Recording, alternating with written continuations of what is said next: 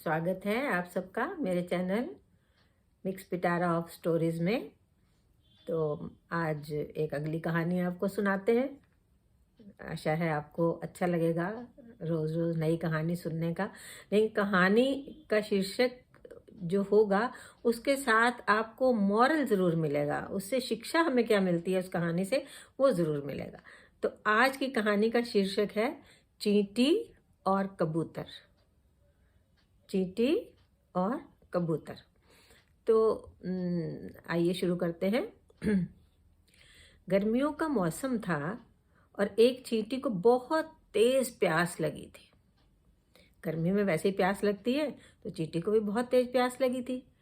पानी की खोज में वो भटकते भटकते एक नदी के पास पहुंच गई। वहां एक छोटे से पत्थर पर चढ़ गई और झुककर पानी पीने की कोशिश करने लगी।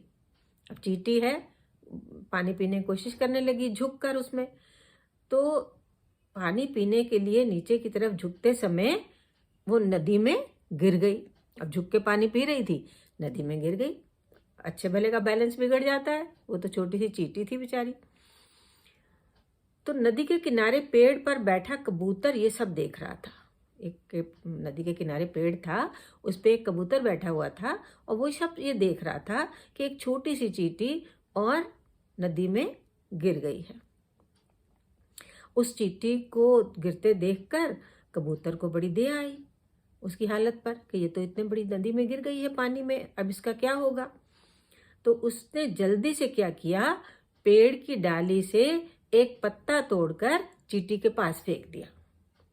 कबूतर ने क्या किया, एक पेड़ से एक पत्ता तोड़कर जल्दी से चींटी के पास फेंक दिया। चींटी उस पत्ते पर बैठ गई और जब वो पत्ता नदी के किनारे पहुंचा तो वो चींटी पत्ते से कूदकर किनारे पे आ गई। वो पत्ता तैरता हुआ किनारे पे आ गया और चींटी उस पत्ते से कूदकर नदी के बाहर निकल आई। और इस तरह चींटी ने जान बचाने के लिए कबूतर को बहुत धन्यवाद किया।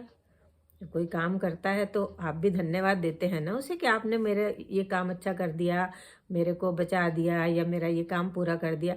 तो चींटी ने भी कबूतर को एक धन्यवाद दिया बहुत कि मुझे तुमने मेरी जान आज बचा दी है। अब जान बचाने के लिए कबूतर को जब धन्यवाद किया और उसके बाद वो वहां से चली गई। कुछ दिनों के बाद क्या हुआ कि उसी नदी के किनारे एक शिकारी आया। अब शिकारी तो आते हैं शिकार करने के लिए। वो शिकारी आया और उसने कबूतर के घोंसले के पास अपना जाल बिछा दिया। किस लिए? कबूतर को पकड़ने के लिए। और क्या हुआ कि वो कबूतर जो था उस शिकारी के जाल में फंस गया। अब जब कबूतर उसके जाल में फंस गया तो उसी समय वहां पे वो चींटी भी आ गई। उसने देखा कि शिकारी जाल में फंसे कबूतर को लेकर साथ जा रहा है। ये तो अब कबूतर को अपने साथ ले जाएगा क्योंकि उसने जाल में उसे फंसा लिया है। अब उसे लेके अपने साथ चला जाएगा। अब चींटी ने सोचा और दौड़ते हुए आई। दौड़ते हुए आके उसने क्या किया, शिकारी के पैर में काटना शुरू कर दिया। अब जब उसने शिकारी के पैर में काटना शुरू किया तो चींटी के काटने के कारण शिकारी को दर्द होने, वैसे ही चींटी चढ़ जाती तो आप लोग भी पैर झाड़ना शुरू कर देते हैं। इसी तरह शिकारी ने भी अपने पैर को साफ करने की कोशिश की। रुक के उसने जाल को एक किनारे रखा नीचे और अपने पैर को साफ करने लगा कि भी कहाँ चींटी है। जैसे ही उसने उसको नीचे रखा, इस बीच मौका पाते ही कबूतर जाल से निकल गया। और इस कहानी छोटी सी कहानी है, लेकिन इससे आपने क्या सीखा? इससे हमें शिक्षा मिलती है कि अगर कोई बिना किसी स्वार्थ के किसी की मदद करे तो उसका परिणाम बहुत अच्छा होता है। तो जब भी मदद करिए किसी की, अगर आप निस्वार्थ भाव से किसी की मदद कर रहे हैं तो वो ईश्वर आपकी मदद जरूर करता है।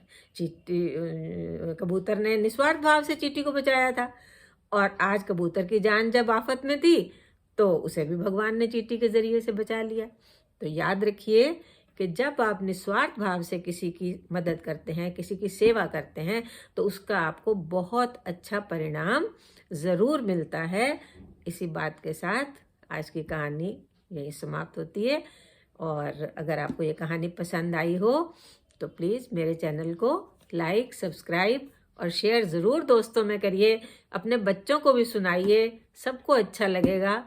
और कहानी सुनने में इंटरेस्ट तो सबको होता है, दादी माँ की कहानी सुनने में तो कहानी बच्चों को भी सुनवाइए, खुद भी सुनिए और मेरे इस चैनल को, इस वीडियो को शेयर भी करिए और सब्सक्राइब भी ज़रूर करिए एक प्यारे से कमेंट के साथ। धन्यवाद। फिर मिलते हैं अगली कहानी में।